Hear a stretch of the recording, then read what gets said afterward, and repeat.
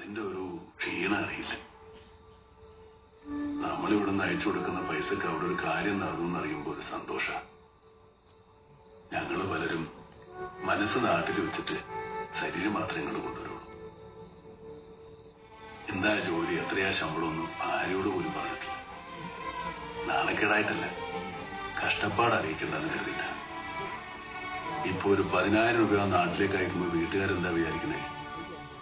20,000 കിട്ടി, അതില് 10 മിച്ചം വെച്ചു 10 അയച്ചോളുന്ന.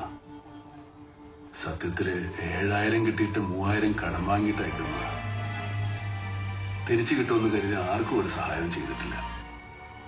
തിരിച്ചു കിട്ടുമെന്ന് കരുതി കൊടുക്കുന്നത് സ്നേഹമല്ല, കടം കൊടുക്കല.